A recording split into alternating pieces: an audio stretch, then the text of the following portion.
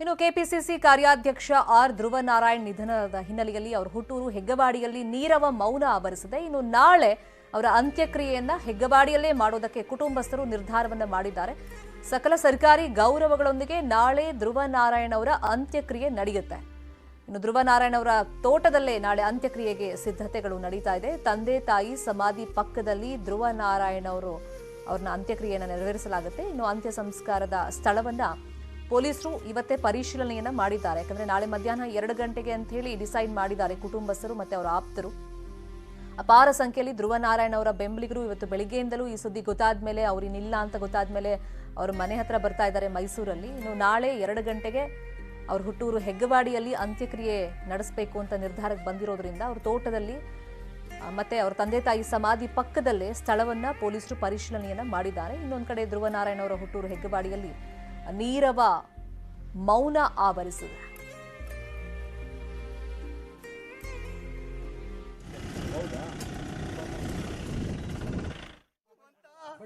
ಕೊಡಿಲಿ bar ಕಳಕ್ಕಾಗಲ್ಲಪ್ಪ ಭಗವಂತ, ಇನ್ನು ಹುಟ್ಟು ಬರ್ನಾರಕ್ಕಪ್ಪ ಕೊಡಿಲಿ ಭಗವಂತ, ಕೊಡಿಲಿ ಬರ್ನಾರಕ್ಕಪ್ಪ ಕೊಡಿಲಿ ಬರಲ್ಲ. ಜೊಲಿ ಸನ್ನಿವೇಶದಲ್ಲಿ ನಮಗ ಊರಿಗೆ ಭಾರಿ ದುಃಖದ ಸಂಗತಿಯಾಗಿದೆ ಸರ್.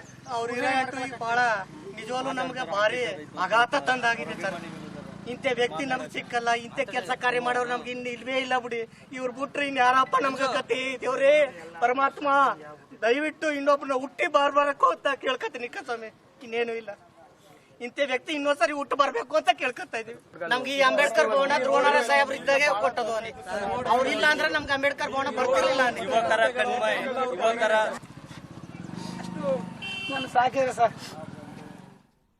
ಇದು ಚಾಮರಾಜನಗರದ ಹೆಗ್ಗವಾಡಿ ಗ್ರಾಮಸ್ಥರ ನೋವಿನ ನುಡಿಗಳು. ಬಹಳ ದುಃಖ ತಪ್ತರಾಗಿ ಮಾತಾಡ್ತಾ ಇದ್ದಾರೆ. ಯಾಕಂದ್ರೆ ನಮ್ಮ ಊರನ್ನ ಸಾಕಷ್ಟು ಅಭಿವೃದ್ಧಿ ಪಡಿಸಿದ್ರು.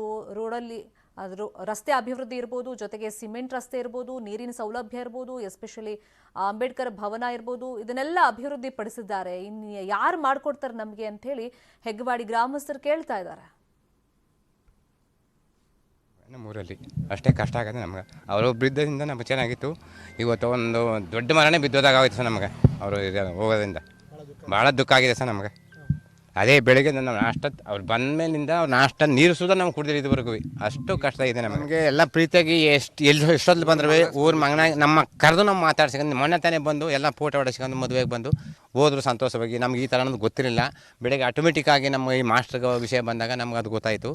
ನಮ್ಗೆ ಒಂದು ಊರಿಗೆ ಒಂದು ಮನೆ ಮಗನಾಗಿ ಕಳ್ಕೊಂಬಿಟ್ಟಿವಿ ಸರ್ ಅವ್ರನ್ನೀಗ ನಾವು. ಊರಿಗೆ ನಮ್ಮ ದೊಡ್ಡವರಾಗಿದ್ರು ಸರ್ ಅವರು. ಇಲ್ಲಿ ಪ್ರತಿಯೊಂದು ಸ್ಟ್ರೀಟ್ಗೂ ಕೂಡ ಪ್ರತಿಯೊಂದು ರಸ್ತೆಗೂ CC ಅಂದರೆ ಕಾಂಕ್ರೀಟ್ ರಸ್ತೆನ ಮಾಡಿಸ್ಕೊಟ್ರು. ಸಮುದಾಯ ಭವನ ಅಂಬೇಡ್ಕರ್ ಭವನ ಮಾಡಿಸ್ಕೊಟ್ರು. ಮತ್ತು ಒಳಚರಂಡಿ ವ್ಯವಸ್ಥೆ ಮಾಡಿಕೊಟ್ರು. ಕುಡಿಯೋ ನೀರು ಮತ್ತು ನಮ್ಮ ಗ್ರಾಮಕ್ಕೆ ಒಂದು ಕಿಲೋಮೀಟ್ರು ಸಿಮೆಂಟ್ ರಸ್ತೆ ಮಾಡಿಸ್ಕೊಟ್ರು ಊರೊಳಗೆ. ಜೊತೆಗೆ ನಮ್ಮದು ಯಾವುದೇ ಸೌಲಭ್ಯ ಆದರೂ ಯಾವುದೇ ಕಷ್ಟ ನಮ್ಮ ಜನ ಬಂದರೂ ಕೂಡ ಎಷ್ಟೊತ್ತಲ್ಲಿ ಹೋದರೂ ಕೂಡ ಭಾಳ ಸ್ಪಂದಿಸ್ತಿದ್ರು. ಇವತ್ತು ಏನಾಗಿದೆ ಅಂತ ಹೇಳಿದ್ರೆ ನಾವೆಲ್ಲ ತಬ್ಲಿಗಳಾಗಿದ್ದೀವಿ. ಭಾಳ ದುಃಖನ ತಡೆಯೋಕ್ಕಾಗಲ್ಲ. ನಮ್ಗೆ ಅಷ್ಟೊಂದು ನೋವಾಗಿದೆ.